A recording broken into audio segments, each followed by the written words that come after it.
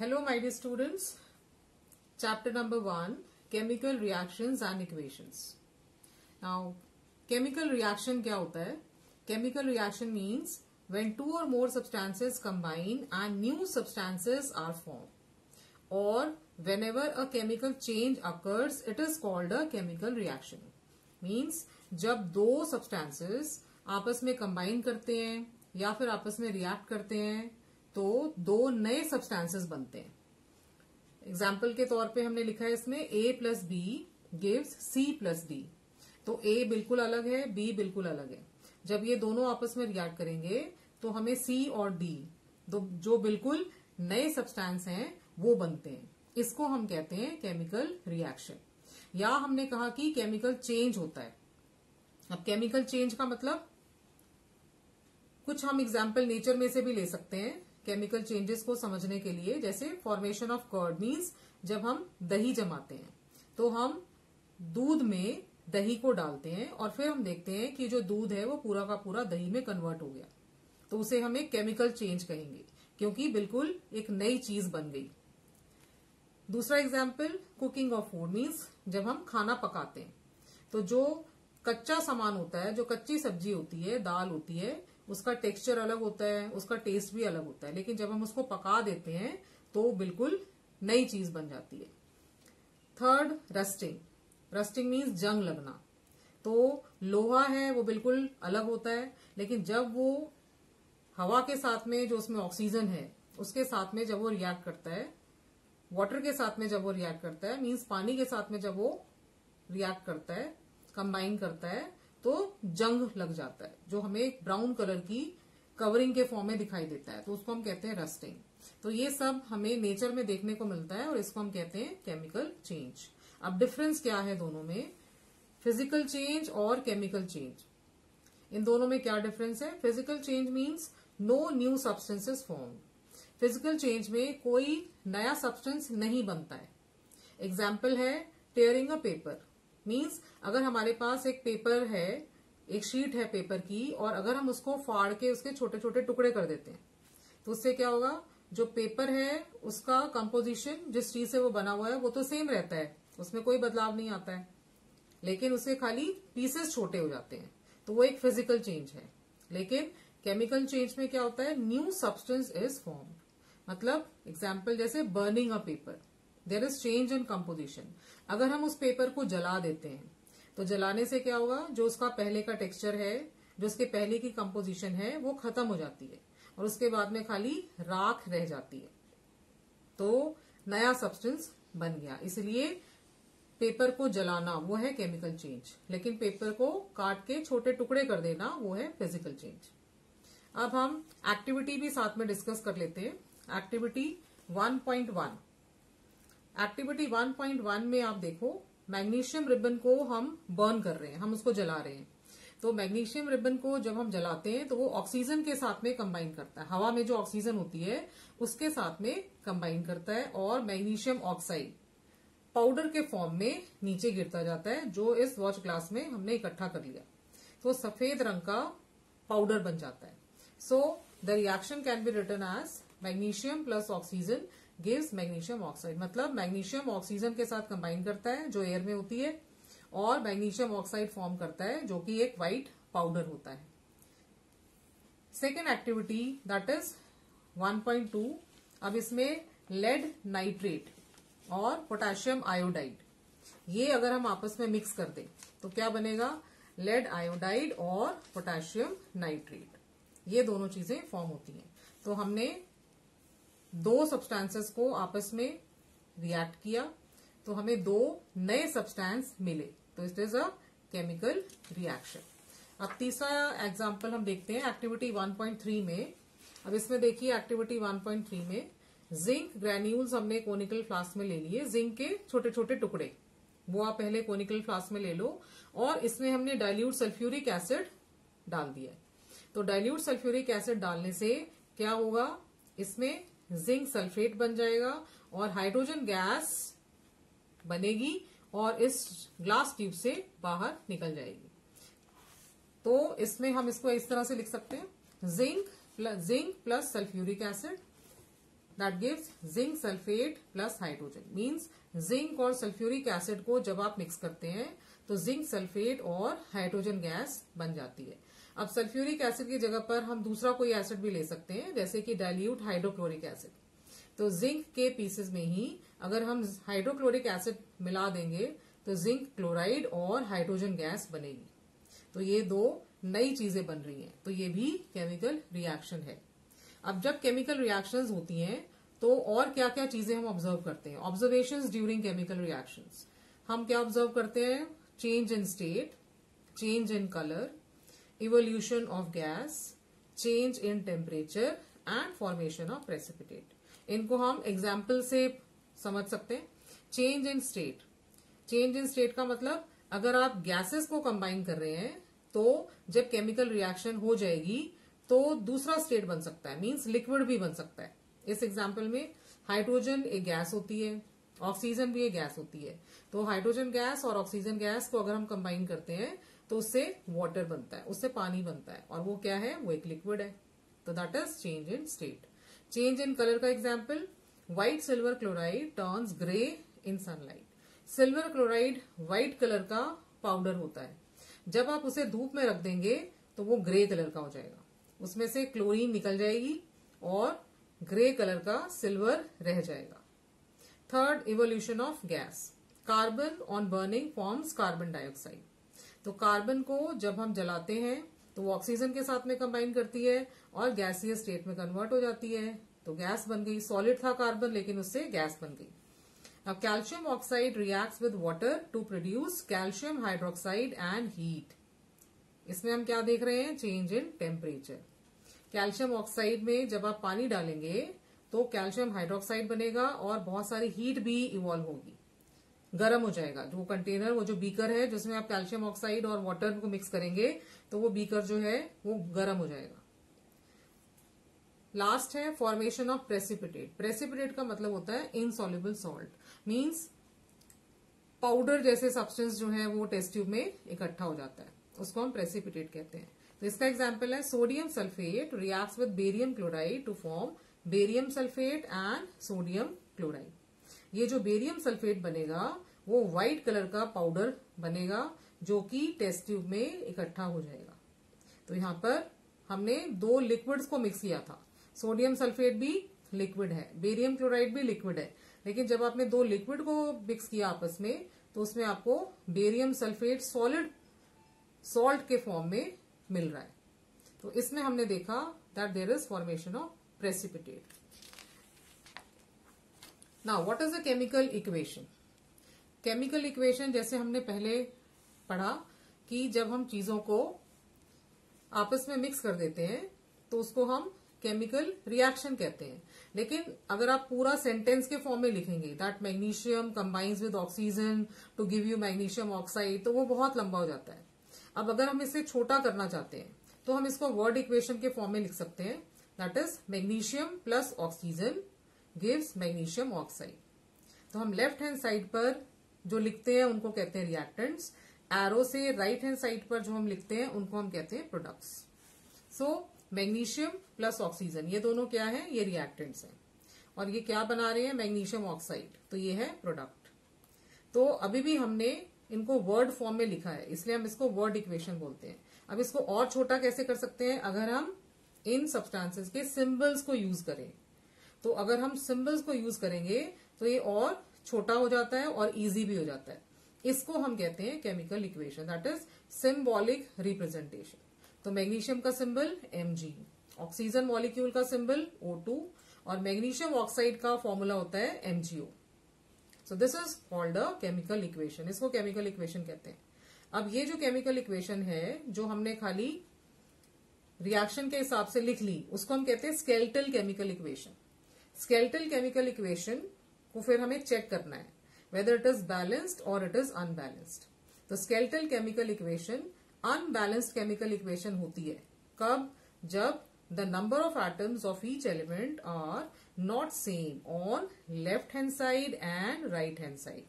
तो हम चेक कर सकते हैं, जैसे कि magnesium plus oxygen gives magnesium oxide. अब इसको देखिए, मैग्नीशियम लेफ्ट हैंड साइड में एक एटम है, राइट हैंड साइड में भी एक एटम है, तो मैग्नीशियम तो बैलेंस है।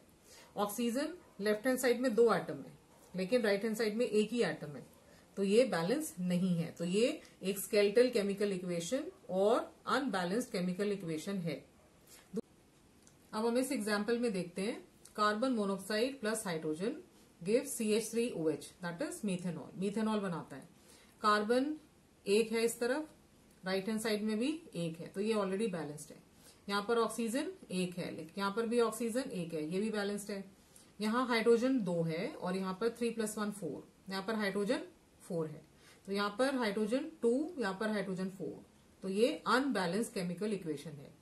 तो अनबैलेंस केमिकल इक्वेशन अगर होती है तो फिर हमें उसे बैलेंस करना होता है। अब बैलेंस केमिकल इक्वेशन किसको बोलते हैं? The number of atoms of each element are same on left hand side and right hand side, उसको हम बैलेंस केमिकल इक्वेशन बोलते हैं। लेकिन बैलेंस केमिकल इक्वेशन क्यों हमें बैलेंस करना है केमिकल इक्वेशन को?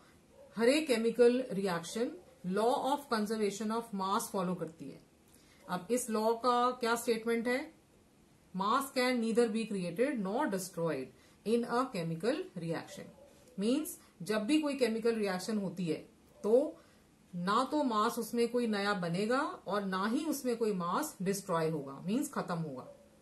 तो रिएक्शन होने से पहले एलिमेंट्स का मास और रिएक्शन होने के बाद में एलिमेंट्स का मास दोनों सेम होने चाहिए। मतलब total mass of the elements present in the products that should be equal to total mass of the elements present in the reactants. इसका क्या मतलब है कि अगर हम टोटल करते हैं मास का, जो रिएक्टेंट साइड पर है एलिमेंट्स और जो प्रोडक्ट साइड पर है, तो वो सेम होने चाहिए। पिछले एग्जाम्पल की तरह ही, जैसे मैग्नीशियम का हमने देखा मास होता है 24 और ऑक्सीजन का होता है 16, तो हम चेक कर सकते हैं। मैग्नीशियम 1 एटम 24, ऑक्सीजन मॉलिक्यूल है 2 एटम है, तो 16 × 2 that is 32। Magnesium oxide MgO, एक एटम मैग्नीशियम का और एक एटम ऑक्सीजन का, तो 24 + 16 दैट इज 40। अब यहाँ पर 24 + 32 हम करेंगे, यहाँ पर हमारा आंसर आ रहा है 56, लेकिन यहाँ पर 40। तो जब मैग्नीशियम ऑक्सीजन के साथ कंबाइन कर रहा है तो 56 मास हमने लिया था, लेकिन मैग्नीशियम ऑक्साइड बनने के बाद में 40 रह गया, तो ये गलत है। ऐसा नहीं हो सकता है कि जितना मास हमने शुरू में लिया था उसमें से कुछ भी मास बीच में रिएक्शन के टाइम पे खत्म नहीं हो सकता है। दोनों साइड पे मास बराबर होना चाहिए, तभी हम उस केमिकल इक्वेशन को सही मानते हैं। So the chemical equation is balanced. Chemical equation को बैलेंस किया जाता है जिससे कि केमिकल रिएक्शन जो है वो law of conservation of mass को फॉलो करे। तो बैलेंस केमिकल इक्वेशन किसको कहते हैं? The number of atoms of each element they are same on left hand side and right hand side. तो हमें लेफ्ट हैंड साइड और राइट हैंड साइड पर एलिमेंट्स को बैलेंस करना होता है। अब हम सीखेंगे कि केमिकल इक्वेशन को कैसे बैलेंस करना है, how to balance a chemical equation. पहला स्टेप होता है कि आप फॉर्मूले को चेंज नहीं कर सकते हैं। जो भी फॉर्मूला दिया हुआ है उसको चेंज नहीं कर सकते हैं। जैसे Mg + O2 गिव्स MgO, तो इसमें हम चेंज नहीं कर सकते हैं। सेकेंड स्टेप है select the element which has maximum number of atoms. इससे हमारा टाइम बचता है और इक्वेशन जल्दी से बैलेंस हो जाती है। और कौन सा तरीका हम अपनाते हैं? Hit and trial method. Hit and trial method means we make trials to balance the equation by using the smallest whole number coefficient. तो हम एग्जाम्पल से समझ सकते हैं इसको। जैसे magnesium + oxygen gives magnesium oxide. अब यहाँ पर आप देखिए मैग्नीशियम यहाँ पर भी 1 है, यहाँ पर भी 1 है। अब हमें वो एलिमेंट सेलेक्ट करना है जिसके ज्यादा एटम्स हैं। तो किसके ज्यादा एटम्स हैं? ऑक्सीजन को देखिए, ऑक्सीजन यहाँ पे 2 है, यहाँ पर ऑक्सीजन खाली 1 है। इसको बैलेंस करने के लिए हम यहाँ पर 2 लगाएंगे। फॉर्मूला चेंज नहीं कर सकते हैं। यहाँ पर O2 है तो हम यहाँ पर O के नीचे 2 नहीं लिख सकते हैं, वो गलत हो जाएगा, क्योंकि उससे मैग्नीशियम ऑक्साइड का फॉर्मूला जो है वो गलत हो जाता है। ये फॉर्मूला फिक्स होते हैं। सो मैग्नीशियम + ऑक्सीजन, इस पूरे के पूरे फॉर्मूले के सामने हम 2 लिखेंगे, सो दैट बिकम्स 2 MgO। तो अब यहाँ पर आप देखिए ऑक्सीजन 2 और ये नंबर जो है ये इन दोनों से मल्टीप्लाई होता है, तो यहाँ पे भी 2 ऑक्सीजन बैलेंस हो गया। लेकिन जब हमने इस पूरे फॉर्मूले के सामने 2 लगाया है, पूरे कंपाउंड के सामने हमने 2 लगाया है, तो मैग्नीशियम भी 2 हो गया यहाँ पर, लेकिन मैग्नीशियम एक ही है, तो हमें फिर मैग्नीशियम के पास आएंगे और मैग्नीशियम के सामने भी 2 लिखेंगे। Now we can have a final check. 2 magnesium, 2 magnesium. Oxygen 2 atoms, oxygen 2 atoms. So this is balanced. Another example, iron plus H2O. H2O यहाँ पर स्टीम है, भाप जो होती है उसके साथ में हम आयरन को रिएक्ट कर रहे हैं, लेकिन उसका फॉर्मूला क्योंकि स्टीम जो है वो भी वाटर का ही फॉर्म है, इसलिए हम H2O ही लिखेंगे. तो Fe plus H2O that forms Fe3O4 plus H2. ये उसके प्रोडक्ट्स हैं. अब हमें फॉर्मूला चेंज नहीं करना है, पहला स्टेप. सेकेंड स्टेप क्या है कि जिस एलिमेंट के सबसे ज्यादा एटम्स हैं वो सेलेक्ट करना है. तो सबसे ज्यादा एटम्स किसके हैं? ऑक्सीजन के. यहाँ पर 4 एटम्स हैं. तो हम इस कंपाउंड को पहले सेलेक्ट करते हैं बैलेंस करने के लिए. तो ऑक्सीजन 4, यहाँ पर ऑक्सीजन खाली 1 है, तो इसलिए हम इस पूरे फॉर्मूले के सामने 4 लगाएंगे. तो 4 into O that is 4 oxygen. यहाँ पर भी 4 ऑक्सीजन, ऑक्सीजन इज बैलेंस्ड. अब जब हमने यहाँ पर 4 लगाया तो यहाँ पर ऑक्सीजन के साथ साथ में हाइड्रोजन भी है. सो 4 इंटू 2 8 हाइड्रोजन हो गई. अगर यहाँ पर 8 हाइड्रोजन हो गए तो फिर हम इस साइड देखेंगे. इस साइड पर कितने हाइड्रोजन है? खाली 2 हाइड्रोजन है. तो यहाँ पर भी हम हाइड्रोजन के सामने 4 नंबर लगाएंगे. नाउ वी कैन चेक 4 2 जा 8 हाइड्रोजन, 4 2 जा 8 hydrogen. So hydrogen is also balanced. अब आयरन रह गया. आयरन देखिए, आयरन कितना है? 3. तो इसलिए हम इस साइड भी आयरन के सामने 3 लगा देंगे. Now we can have a final check. So 3 Fe, यहां पर भी 3 Fe है, Fe3, राइट. 4 2 जा 8 हाइड्रोजन, यहां पर भी 4 2 जा 8 हाइड्रोजन. 4 ऑक्सीजन, यहां पर भी 4 oxygen. So this is a balanced chemical equation. अब जो हमने कहा था कि हम केमिकल इक्वेशंस को बैलेंस करते हैं ताकि law of conservation of mass follow हो, तो हम उसको चेक कर सकते हैं अपनी equation. Magnesium plus oxygen gives magnesium oxide. तो इसको हम चेक कर सकते हैं. जो हमारी बैलेंस्ड फॉर्म में इक्वेशन है वो है 2Mg plus O2 gives 2MgO. तो 2 इंटू 24 मैग्नीशियम का मास है, प्लस ऑक्सीजन के 2 एटम्स हैं तो 16 इंटू 2. अब बैलेंसिंग के बाद में 2MgO है. सो 2 ब्रैकेट में 24 प्लस 16. 24 इस मैग्नीशियम के लिए, ऑक्सीजन के लिए ये 16. सो 48 प्लस 32 गिव्स 80. और यहां पर भी 2 इंटू 40 गिव्स 80. तो आप देखिए जो इन रिएक्टेंट्स का टोटल मास है, so that is equal to the total mass of the products. तो इसलिए ये law of conservation of mass को फॉलो कर रही है इक्वेशन, इसलिए ये करेक्ट इक्वेशन है. अब इक्वेशंस में हम फिजिकल स्टेट्स को भी मेंशन करते हैं. मीन सॉलिड, लिक्विड, गैस, इनको भी हम मेंशन करते हैं. So we can write symbols. So writing symbols of the physical states. To make a chemical equation more informative, the physical states of reactants and products are mentioned. तो इससे हमें और clear हो जाता है, उस इक्वेशन के बारे में हमें और जानकारी मिल जाती है. कैसे? सॉलिड स्टेट में जो भी कंपाउंड होगा उसके लिए हम S लिखते हैं ब्रैकेट में, लिक्विड के लिए ब्रैकेट में स्मॉल l, गैस के लिए स्मॉल g ब्रैकेट में, और एक्वस के लिए AQ लिखते हैं ब्रैकेट में. एक्वस का मतलब जो सॉल्यूशन इन वाटर है, मींस जो हमने पानी में सॉल्यूशन लिया हुआ है, उसके लिए हम AQ लिखते हैं. एग्जाम्पल है, जैसे हमने पहले इसको बैलेंस किया था 3Fe, अब यहाँ ब्रैकेट में S लिखा हुआ है, तो इससे हमें ये पता लगता है कि ये वाला जो एलिमेंट है ये सॉलिड स्टेट में लेना है. Plus water. अब आप यहाँ देखिए, वाटर के साथ में ब्रैकेट में लिखा है G, मतलब लिक्विड फॉर्म में नहीं है, ये पानी नहीं है, ये स्टीम है, भाप है ये. तो इससे हमें ये एक्स्ट्रा इन्फॉर्मेशन इसके बारे में मिल गई. That is going to form Fe3O4. ठीक, आयरन का ऑक्साइड बन रहा है यहाँ पे, और वो सॉलिड स्टेट में बन रहा है. प्लस हाइड्रोजन, ब्रैकेट में यहाँ G लिखा हुआ है, इसका मतलब हाइड्रोजन गैसियस फॉर्म में इवॉल्व हुई है. तो इससे ये हमें एक्स्ट्रा इन्फॉर्मेशन मिल गई. और भी कंडीशंस हैं, जैसे कि टेम्परेचर, प्रेशर, कैटलिस्ट अगर हमने उसमें कोई यूज किया है तो उसको हम एरो के ऊपर या फिर नीचे लिख सकते हैं. So conditions like temperature, pressure, catalyst, etc. are indicated above or below the arrow in the equation. Examples: carbon monoxide. इसमें हमने ये इन्फॉर्मेशन भी दी है, ब्रैकेट में G है मतलब ये गैस है, प्लस हाइड्रोजन, ब्रैकेट में G मतलब ये भी गैस है. 340 एटमॉस्फेयर, ये प्रेशर है.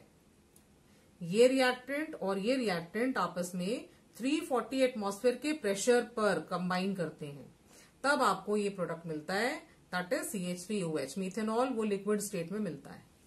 दूसरा एग्जाम्पल, ये फोटोसिंथेसिस की इक्वेशन है, कार्बन डाइऑक्साइड एक्वस फॉर्म में, right, that means dissolved in water, solution in water, plus water that is liquid, that forms glucose, C6H12O6, ये एक्वस फॉर्म में है, that means solution in water, plus oxygen again in aqueous form, AQ लिखा हुआ है, means soluble in water, plus water जो कि एक liquid होता है। अब इसमें जो नेसेसरी कंडीशंस हैं वो हमने एरो के ऊपर और नीचे लिखी हैं।